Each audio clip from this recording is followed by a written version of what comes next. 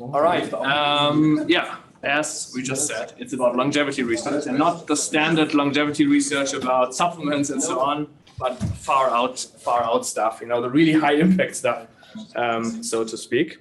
And for people who are not maybe as deep in longevity research, maybe as a quick introduction, why this might make sense and why some people are going to that field. And then, of course, talking about what we do at CryoDAO. And I think to kind of start off, if you talk about these topics, I think it's quite important to remember that stuff that sounds quite impossible right now used to be, or that happened a lot of times. When stuff sounded impossible, they became possible, and then they became standard next day almost, right? Be it planes. Whenever I talk to doctors, my example is heart transplantation, right? There was a time when heart transplantation, taking one heart from a human, putting it into another human, sounded like crazy science fiction.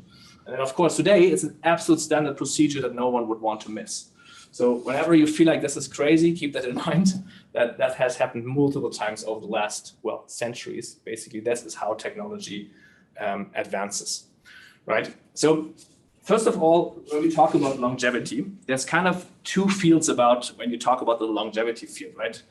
Some of you might remember that there was a couple of years ago, the cover of Time magazine was, "Will Google solve death?" or something like that, right? So when you talk about this topic, it's kind of a subdivision into two subtopics. When you talk about longevity, some people mean, well, you live when you're 60, you're still healthy. When you're 70, you're still healthy. We're healthy until we're 85, and then everybody's still dying at 85, right? This is what the field kind of calls health span, right? We're healthy, but we're not living longer. And then the other group, the other subdivision of the field is like, yeah, I want that. Sounds amazing. But when I'm 85 and I'm still healthy mentally and physically, I want to have the choice to maybe do it till, 95 or 100 or 150. And then not so many people talk for or advocate for more time than 150 or something in that range, right? But arguably, I would argue it should be everybody's individual choice how long they would like to live. And we have had a large study that we did in the US and in Europe where we asked people, okay, so if you could live longer, how long would you like to live? And 26% says, it would be indefinite. And actually the whole answer is, I would like to live indefinitely, even forever. Like, okay, forever is kind of I don't know what that means, right? So that's a very long time, but indefinitely kind of implies wanting to have the opportunity to make that call every year, basically, for the next year. And now some of course in Silicon Valley and so on, like the biotech startups here might try to imply that, well, we're anyway on the way towards that, right? We take drugs, we take new medication, we take new treatments, and then we might be able to live longer. That is a very common curve, which is the so-called morbidity curve, and shows that, in the 1900s, the older you got, the less healthy you got, right? Then in 1920, and this number goes basically, you can also extend it to the 2000s, right? You were healthy a bit longer, and then you even a bit longer, but the point is, you still die. Everybody still dies at like somewhere between 90 and 100, right? What we're currently doing in medicine is squaring this curve. So everybody's healthy. And then dead. I would definitely advocate for that. But then, as I said, I would advocate for going one step further. And we need to remember that a lot of people die every day, right? 180,000, right? And this is kind of now where it becomes a bit more even more problematic in quotation marks, right? This is not all old people. Like 500,000 children under the age of 15 die just for cancer, right? So we're medicine, and my background is I'm a medical doctor a long time ago. The only thing a doctor can tell these people is, we can not do anything. You're going to die. Whatever. Like we don't have the capabilities, right? And that unfortunately will probably be the case for the next. It doesn't seem to be any close, like, soon solution, right? So probably I will say the same if we're now here in 30, 40, 50 years from now. So I would argue that's a problem. Now, what is cryopreservation, right? And cryopreservation is has a lot of problems, and I'm the first to admit that there's open questions and problems and stuff that needs to be solved in the future. But potentially, it is partly not really a solution yet, but gives a chance, right? So cryopreservation or human cryopreservation is a technique that uses very, very low temperatures and a specific cool down procedure, which is called vitrification, which cools down a body at the time of death to temperatures negative 196 in most cases, so liquid nitrogen.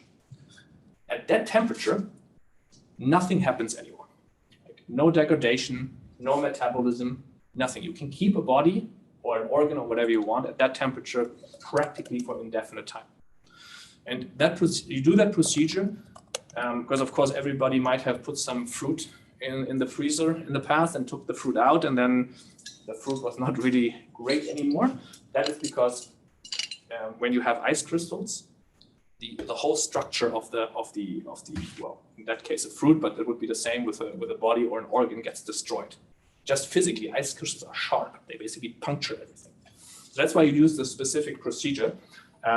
As you see here, you do it without ice crystal formation. So you do this cool down without ice crystal formation, and then you can keep the body technically for indefinite amounts of time.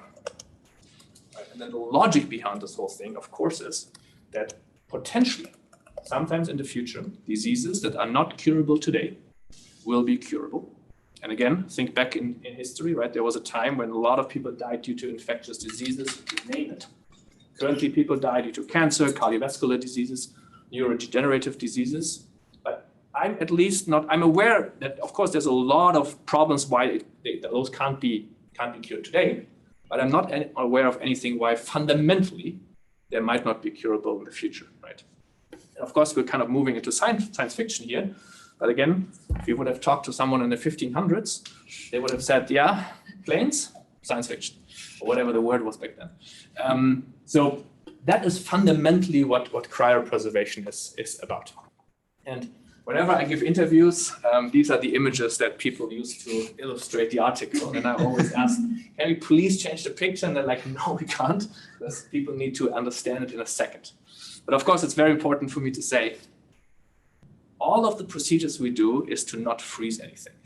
Right? This is very, this is this kind of annoying word, like non-common word, vitrification, which brings the tissue into a glass-like amorphous state, where again, no ice crystals, no metabolism, and so on. And then you wait until this until the diseases can be fixed. Now, where are we right now in science? And then that is kind of the rest of the introduction. Then we're going to what we're doing currently at CryoDAO. So you can cryopreserve a couple of things quite successfully. So you can cryopreserve kidneys. Right? It has been shown, take a kidney from this, in this case was a rabbit. You take an organ, you cryopreserve the organ to cryogenic temperatures, to negative 196. Take it out, you transplant it back into the animal, and the animal survives, the kidney works, and all of that. You can show that some model organisms keep their memories after cryopreservation. To be fair, it's C. elegans, it's a small worm, right? Memories from C. elegans is quite a different cup of tea than memories in humans. But in principle, it shows that the neural structure, that where the worm learned something, right? Where the neural structure changed due to the experience of that worm, was kept after cryopreservation. And in fact, you can cryopreserve these worms and you can revive them. So they continue to live on after cryopreservation. And last but not least, you can show that the structure of the brain, the part that arguably, as much as we understand it, encodes our memories, is the house of our identity, personality, consciousness, all of that, that structure you can preserve without any noticeable damage. This was shown in a so-called, it's a kind of a variant of cryopreservation called aldehyde stabilized cryopreservation, where even mainstream neuroscientists argue or agree that the structure was uniformly excellent. That's the quote from the paper. So you kind of can show these, like, almost proof of principle, or at least partly proof of principles, that I would argue, show that there is nothing in principle that would be impossible here to solve. But there's a lot of open problems, right? This is just a selection of topics that still need to be solved to actually make it work, right? There's a lot of things in the world that are in principle possible, but with our current level of science, we have, in most cases, only a very small amount of understanding of how to actually solve these things that might be in principle solvable, right? So I'm definitely not anybody who would advocate this is something that will work soon. But I would always argue, right? Currently, if you have an incurable disease, your choice is between burial or cremation, right? Where I'm not religious enough to think there's any chance there, right? Or you have the option of cryopreservation, right? A lot of open problems. The point is just once you're cremated or buried, there's no way of going back. So no coming back from that.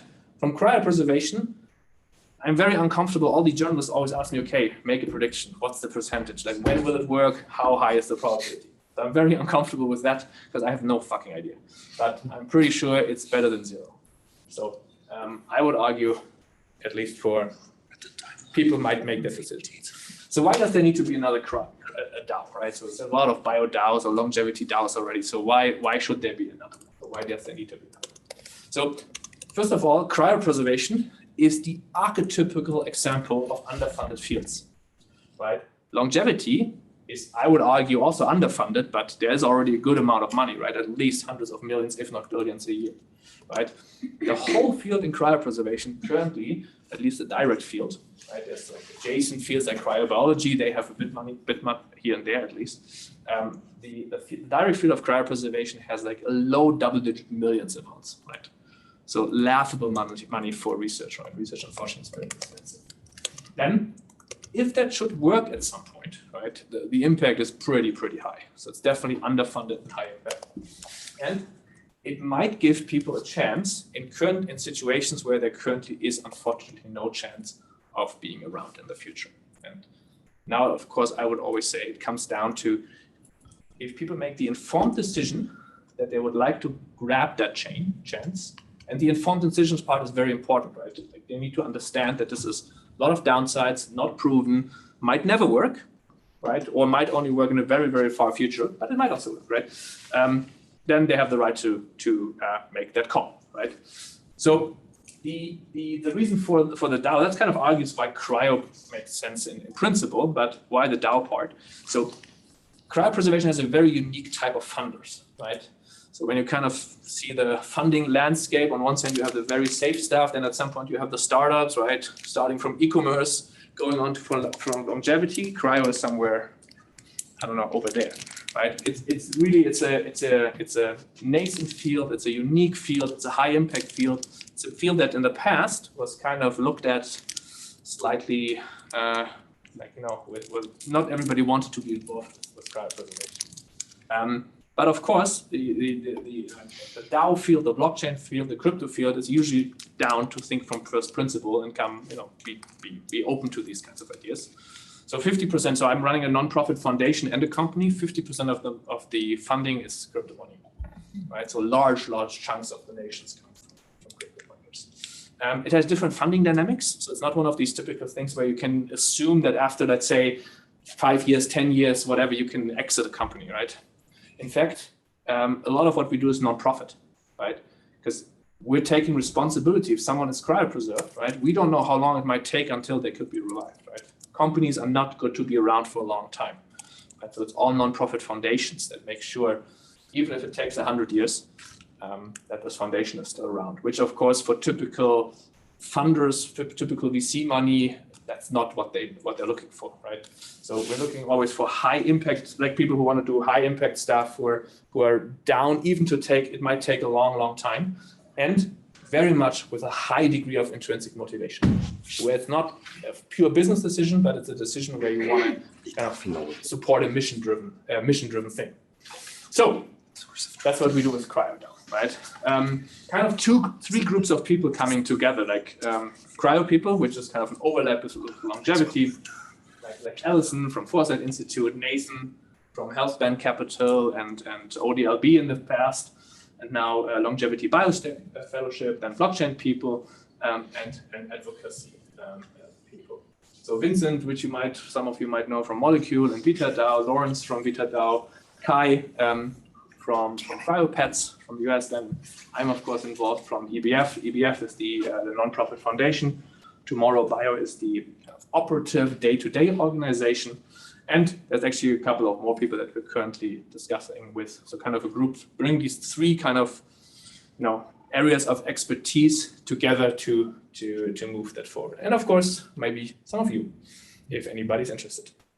So what are we planning to fund, right? So we're planning to fund the stuff, of course, that I think what a DAO is usually good at, that otherwise wouldn't get funded, right? So there's currently 2 projects that we're considering. One is at the University of Seville in Spain, where they use basically a very novel method of how to rewarm stuff. It would be out of scope for that discussion today, but one of the big problems is that you need to rewarm really, really, really fast, right? And if you ever put something in a microwave that was frozen, you know that the outside warms really fast and the inside is still frozen. You can't do that with organic tissue. You need to warm it up uniformly. It needs to be uniformly warmed, right? Very difficult to do, just physics. It's not even biology, it's physics. Luckily, most of our problems are physics problems, which from a complexity degree are much better than biology. Biology is messy and annoying and so on. Physics is much cleaner usually. So what they do, they take MRI scanners, and inside of that MRI scanner, they build like huge arrangements of ultrasound transducers. They all offset a very, very small amount. Then they do give one pulse that is MRI guided to warm up due to this ultrasound vibrations, like basically a large volume in one pulse. If that works, that would be pretty breakthrough, interesting stuff. We'll see. And it's reasonably affordable to do because it's just basically engineering. The second thing is funding a project, as I said. So the field is very, very underfunded. So a lot of stuff that is being done in the field right now is kind of best guess stuff. Yeah, there's some data, maybe in the past, some anecdotal data, and then you use it because you were never able to fund a real study. So the second one is building or validating a medication protocol that you give during the time when someone, before cryopreservation, basically, to make sure that during cryopreservation, the least possible amount of damage and the least possible amount of ischemic damage, basically the damage that accumulates when the brain and the rest of the body is not supplied with oxygen. That's the second sort of problem. These ones are the 2 first ones, and then we have like 3 or 4 in the pipeline that would be added depending on how much funding we could raise in our first setting. Partnering with a good amount of organizations, working closely with CryoDAO, kind of setting up it's similar-ish to how their structure is. Then of course we can provide any type of engineering that might be needed. There's a couple of labs. There's actually already a few more. The slide is a bit outdated. So EBF, the nonprofit foundation, has a large lab that can be used for research. There's a lab in the US. And there's at least 1 more that will be added, or actually 2 more that will be added in the next days. We really built this network, as I said, from these 3 groups of expertise. Scientific advisors from these labs, some professors relatively, from the mainstream science or longevity world. 4 more who we haven't announced yet, but will be announced over the next couple of weeks to build a better network. So, last but not least, I think death really sucks. At least it should be someone's choice. If someone says, hey, I'm okay with dying, that's totally fine as well. But I think it's not acceptable that we live in a world where there's like, if you're 80 and you want to live longer, I think that should be absolutely your right. It's a tough thing to do, right? This will not be an easy fix, right? This might take a very, very long time. But I think it's really something worth it. So let's do something about it. And with that, CryoDAO, reach out to us, right? Let's talk either on Twitter, on Discord, join our Discord. And if anybody's interested to talk further, I'm of course more than happy to talk at length about the topic over lunch or whatever.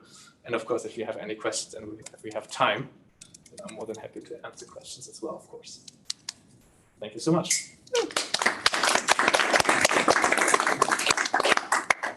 Oh, yeah. on one of your slides, you talk about advocacy, right? So in the cultivated meat industry, late last year, the US FDA approved the first cultivated meat. In the UK, we had the seminal HFDA guidelines on sperm banks, so you can. So I guess my question is, to what extent have you planned to engage with the regulatory bodies, which might be a signal to the market? Yeah. So unfortunately, that's currently absolutely unrealistic, right? The reason for that is currently a couple of thousand people worldwide have signed up for cryopreservation, right? So the FDA would be like, why should we care, right? Second, we don't really have problems, so we don't need FDA approval. The reason for that is cryopreservation starts at the point of legal death. So FDA does not care about that part of the kind of life cycle, right? Yeah. So legally speaking, cryopreservation is a donation to research. So once that works, once cryopreservation starts working, that will change very quick, right? That's probably very long in the future. But since you're a doctor on tennis, is it a DCCD death, or is it a death, or what type of death it is? Because that has a bearing on, for example, in sperm banks, that's huge. It didn't exist before, and now you're storing medical live tissue. So yes, you're right at the moment, but legislation will catch up at some point. Once it starts working. So yes, so it's a legal death. So however you got to death, right, does not matter for cryopreservation. We need the legal pronouncement, right? Of course, if you die due to brain death, right, that's not great for cryopreservation. But then again, most people don't die due to brain death, right? So for us, the cutoff point is legal death, right? Can't do anything before that, but after that, we're outside of all regulation, which has downsides, but also has upsides, right? You can do small fields if you're outside of regulation. And I don't see any indication that the FDA or anybody will change it anytime soon. But once you start reviving the first people, then that will change very, very quickly. But at that point, the industry is probably already big enough because, then will solve death, right? So at that point, you also have the money to do all the lobby that you need. We have time for one more question. Yeah, maybe you address this a little bit. Are you aiming with CryoDAO to end up issuing some sort of IP NFTs around the research you're funding and maybe find some sort of commercial model for CryoDAO as well? Yeah. So there's two types of kind of funding models, or one is IP NFTs, very similar to how VitaDAO does it. The other one would be probably taking equity stakes in companies, just because for some NFT it doesn't work well, right? For example, in the research project at the University of Seville, if that starts working, then the commercialization would be organ preservation. Organ biobanking is a tremendously big field, right? There's a crazy amount of organs missing for transplantation. If you could biobank them, it would be a billion dollar business, right? And one of the big problems this year is also the rewarming speed, right? So if that works, that would be a big business. And CryoDAO, as it stands today, would own a significant chunk of that. But then again, high risk, definitely high risk, high impact to the max. Thank you so much. Thank you.